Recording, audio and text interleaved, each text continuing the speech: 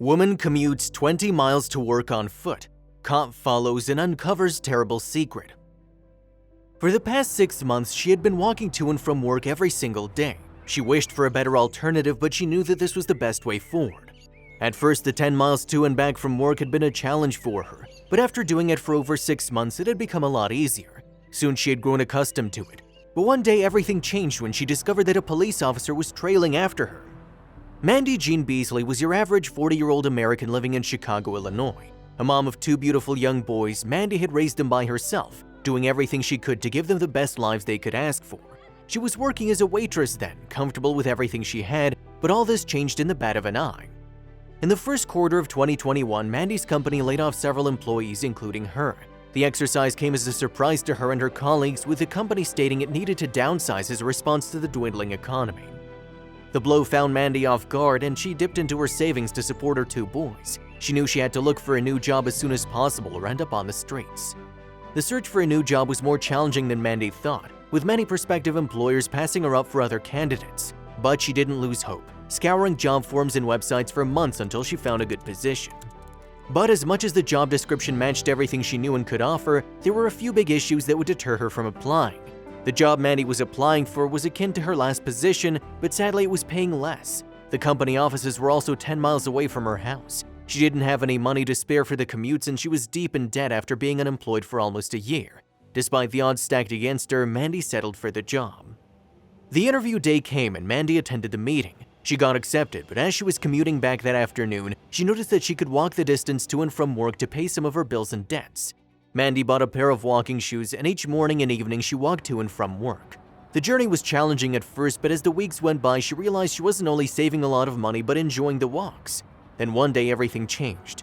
Mandy took her usual route to work on a gloomy Tuesday morning. It had rained the previous day and throughout the night, and the streets were covered with flowing rainwater. Mandy was about 3 miles away from work when she realized a car was trailing her. At first she didn't think much about it, but then she noted something that made the hairs on the back of her neck stand. Sergeant Scott Bass from the Nash County Sheriff's Office was driving along in his cruiser when he noticed a familiar figure appear on the road ahead. He was passing the Stonegate mobile home community, and he had hoped to find her there. He had some business with her today, and he wasn't going to take no for an answer. Mandy realized how close to the curb the car was. It was also driving slowly, as if to let her know it was following her. "Oh Lord, not today," Mandy whispered as she got a closer look at the vehicle, seeing it was a police cruiser. Although she'd never been in trouble with the police before, she knew such occurrences were inevitable. Suddenly, it began to rain harder. Mandy tried to open her umbrella, only for it to be whipped out of her hands by the freezing wind. She still had a long way to go, but she plodded on through the torrents of water, stepping carefully over the pools that swirled and conspired to break her footing. The last thing she wanted was for the cop to stop her today. Mandy was tired from trying to walk faster than the cop car that was so obviously tailing her. Her feet were wet and aching, and even though she'd been careful to wear her most comfortable pair of sneakers, she could feel her blisters starting to rub raw. A surge of annoyance went through her. She was just minding her own business. Why couldn't the cop just leave her alone? Mandy hissed out of breath as she continued walking, trying her best not to blatantly sprint off, although she knew she had done nothing wrong. She peeped over her shoulder and saw that the car had turned its red and blue lights on. As it neared her, she slowed down, hoping for the best. The cruiser eased closer to the curb and stopped. Throughout her life, Mandy had been stopped by the police only a handful of times. The situation had never been tense in all these cases, since the officers had only stopped to ask her a few questions before leaving. But something deep within her told her that wouldn't be the case here. He slowly pulled up alongside her and rolled down his window. The cruiser's window rolled down and a male officer stuck his head out the window. "Come over here," he barked. There was nowhere to run. She couldn't ignore him any longer. Mandy had never trusted cops. She immediately feared the worst and her head started to spin. Was she really in trouble just for walking to work? But there was no getting out of it this time. Mandy sucked in a deep breath. She let it out in a slow exhale and stepped toward the car, noting its license plate and the words Sheriff Nash County emblazoned on its side. She heard the words entering her brain, but she couldn't quite grasp what Sergeant Scott Bass was saying. Then the words slowly assembled themselves into meaning, and her eyes widened with disbelief. Sergeant Scott Bass asked her to get into the vehicle and told her that she shouldn't be on the street. In a flood of stuttering and panic, she tried to explain to him that their livelihood depended on her getting to her office, but he didn't seem to be listening. Well, she was in the vehicle now, she thought, and she wasn't about to argue with the law. Her fate now rested entirely in his hands. Mandy sat in silence in the officer's car, wondering where he was taking her. She entwined her fingers and placed them over her chest protectively, and then let them fall into her lap with a sigh. Appearing nervous wasn't going to help anything. Was he taking her in for questioning? She glanced at him shiftily, but he continued to drive through the rain, his eyes on the road ahead. Mandy had not been at all comfortable with the situation. This man had just ordered her into his car after all, and she had stupidly complied. She should have run, she thought. That way she could have avoided this trouble and gone to work like she was trying to do to begin with. But it was too late now. Her heart pounded in her chest as she forced herself to settle in. For Mandy, being in a cop car usually meant one thing: trouble. A grown woman, she'd had her fair share of brushes with the law, most of which weren't for the best. She'd been through it all, from getting arrested because of mistaken identity to profiling. Her mind started racing as she wondered why the officer had picked her up. She wondered if she'd ever see her little boys again. Once bitten, twice shy. For Mandy, getting bitten had happened so many times that a situation should have been routine. She'd spent a chunk of her life getting cuffed for reasons beyond her control. It didn't matter that she hadn't done anything wrong, the circumstances always seemed stacked against her. Seated in this cruiser, she knew she wouldn't be able to sweet-talk her way out of this. Sitting in the cruiser's back seat, Mindy's life flashed before her eyes. She remembered growing up in the local projects where crime and violence were the norm. Although her mom worked a government job, she had so much on her plate that they couldn't move to a less hectic neighborhood. In a place like this, trouble was never too far away. Mindy came from a house of 12 kids. Among that number were her 2 siblings, the rest being her cousins whose parents were either incarcerated in rehab or had passed on. She watched as her mom cared for them, never complaining even once. But although the woman did her best to keep trouble at bay, it would only be a matter of time before it came bursting through her front door. Mindy was 7 when it happened. She saw the blue and red lights flashing down the street one dark evening before her 20-year-old cousin Ricky burst into the house. Trouble was here. He was covered in sweat, panting like a parched dog. He threw Mindy a heavy duffel bag that tipped her back and raced out of the house through the back door. Mindy didn't know what was going on. She was still trying to wrap her young mind around everything when the front door flew off its hinges. She heard the command to throw her hands up and immediately obliged. She watched as the 2 men in navy blue marched into the house, searching everything before stopping before her. "What's in the bag?" they asked. Mindy couldn't answer. She was too young to understand what was happening. This was her first brush with the law, a first of many that would slowly inform her understanding of how the world around her worked. By the time she was in high school, she'd already been in many cruisers and cells, even though she'd been innocent. She knew she had to get out of this vicious cycle. The best way to do this had been to focus on her schoolwork and to ensure she graduated with a good enough GPA to make it to college. She needed to ensure she made it out of the state her family was in. She wanted to help change everyone's life, hoping they never find themselves on the wrong side of the law, either by their own doing or some unfortunate misunderstanding. These thoughts pushed her to work hard in school, but even though she made it to college and even graduated among the best in her class, she soon learned that the world was very unkind. By the time she was 25, she'd seen the inside of a cruiser more than she could count, yet she couldn't remember a single time where she'd done anything to warrant an arrest. She thought she'd have gotten used to it by now. This was the reality of her hometown after all. But each time she saw a cruiser, her insides would wither as her breath caught in her lungs. Her body would heat as her throat ran dry. She hated how her being reacted, but how could she blame it when nothing good had emerged from such situations? If only she knew how getting arrested would end for her this time. Mandy started trembling where she sat. She couldn't think of a reason why the officer would ask her into his cruiser. The rain was still pouring outside, which made her wonder, was the officer doing this to protect her from the downpour? That thought alone changed everything, although something within her screamed that there was more underfoot here. Mandy looked down at her watch as her anxiety got the best of her. She had an hour to get to work and hoped the officer would let her go by then, if he even was an officer. How many cases had she heard of criminals impersonating officers for nefarious reasons? Slowly and slowly, she realized that the issue was more dangerous than she thought. The minutes had been ticking by and Mandy found it hard to see where the man was taking her. The windows were fogged up and the clouds hung low.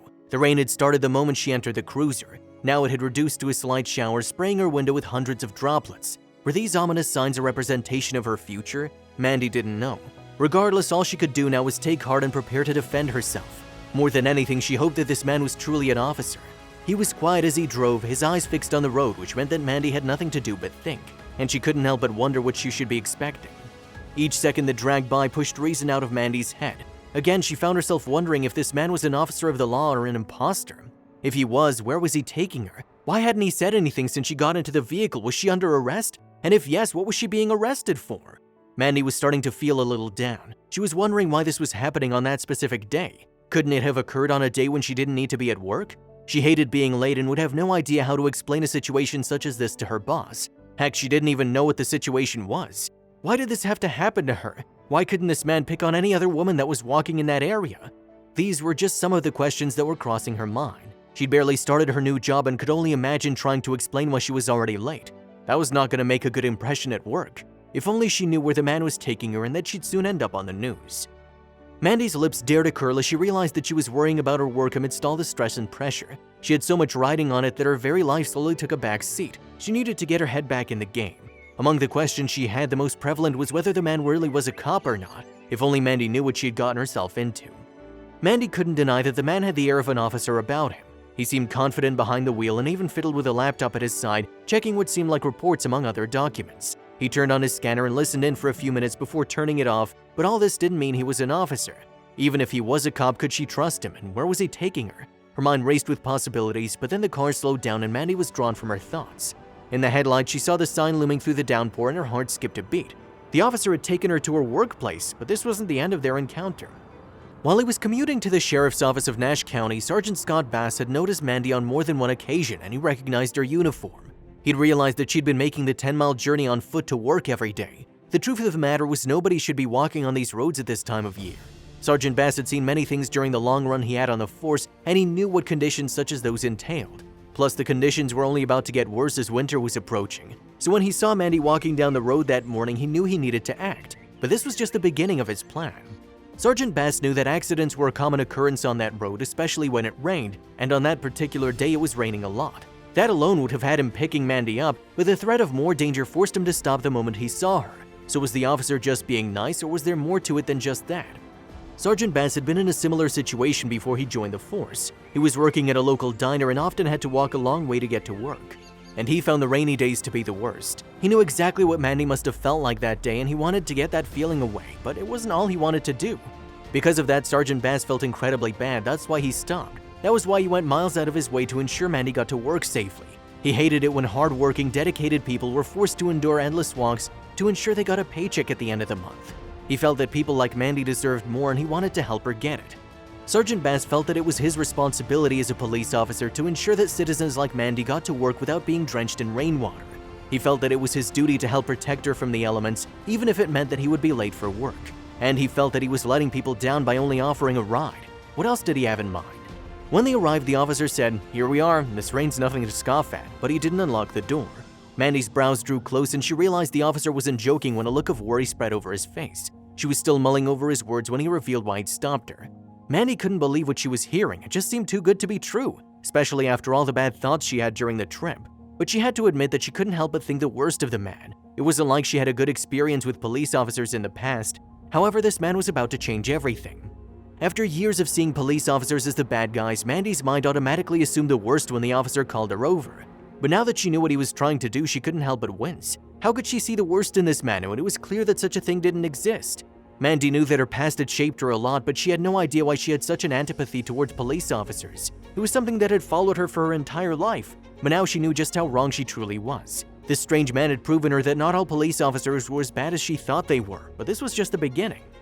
Mandy had never felt so guilty in her life. She wished she'd known about this sooner. Maybe then she would have been friendlier, or maybe her mind wouldn't have taken such a drastic turn, but as she stood there with rain drenching her hair, she didn't know how to react. Saying thank you just didn't seem like it would be enough. But what was it that the officer said to have Mandy feeling the way that she did? Why on earth was she feeling so guilty, and why didn't a thank you seem like enough? What on earth was it that left her speechless? Did the officer do more than just offer her a ride that day? And if he did, what was it? "I've been seeing you walk this route for more than 3 months now," the officer said. "Do you live close by?" Mandy shook her head, saying, "I live about 7 miles down the road." "And you walk that distance every day?" the officer asked. "I do. Seems long, but you get used to it," Mandy said with a smile. "Well, that changes today," the officer said. Mandy had no idea what he had in mind. Mandy took the officer's offer. He said he'd be delighted to drop her off at work every day. She was apprehensive about the situation, but then she realized he truly wanted to help. He was humble and attentive, listening to Mandy's misfortunes and why she was walking to work every day. Little did she know that he was planning something big behind her back. Sergeant Scott Bass continued to give Mandy lifts to work whenever the weather turned bitter and whenever she would allow it. It normally took her 2 hours to walk to work and 2 hours to walk back home each day, so she welcomed the gesture. Sergeant Bass was impressed with her perseverance and determined to do more. He hastily contacted the local Walmart to see if they could help, then he did something that would change her life forever. Mandy waited at her usual spot on the road in anticipation. Sergeant Bass called her and said that he wanted to meet with her urgently, and she couldn't help but feel nervous. Her old feelings of distrust for the cops crept back. She thought that she was about to be reprimanded by the sergeant, although she hadn't the faintest idea what she'd done. As Mandy wondered what could possibly be going on, she saw the police officer pull up in his cruiser. He called her over and she didn't know what was about to happen. Then he pulled something large from his car and presented to her proudly. It was a brand new Schwinn Fairheavens Woman Cruiser bicycle. It was long before word of the officer's kind deed spread across the town. Local reporters clamored to interview Sergeant Bass. "I wanted to help Mandy because she walks 5 miles to work every day regardless of the temperature, rain or shine, stands on her feet during her entire shift, and walks 5 miles under the same conditions back to her home. And that's truly admirable," Sergeant Scott Bass told the local media. "I've had the opportunity to get to know Mandy and wanted somehow to lessen her burden of that 10-mile walk," Sergeant Bass added in his interview. The video of the interview, which was posted by CBS 17 on YouTube, has since gained over 6,000 views and hundreds of comments in just a few weeks. People couldn't get enough of the story. The post that the Nash County Sheriff's Office posted on Facebook in commemoration of Sergeant Scott Bass's kindness has also been extremely well received by the community. From the comments, it's obvious that the people are proud to have such a generous member of the community who's always ready to step up for people in need. "I was shocked," Mandy said of the kind officer's incredible gift. "I didn't think it was real." Mandy is so incredibly grateful that she doesn't have to make the arduous 10-mile journey to her workplace on foot anymore. For the first time in months after a string of unfortunate luck, things seem to finally be looking up for her and her family. Thanks to the kindness of one cop who is determined to help the people in his community, Mandy can continue to go to work, earn a livelihood, and support her children. After distrusting the police for her whole life, Sergeant Bass had changed her perception of the intimidating men in uniform. Now she knew that the policemen in her community truly cared about her well-being.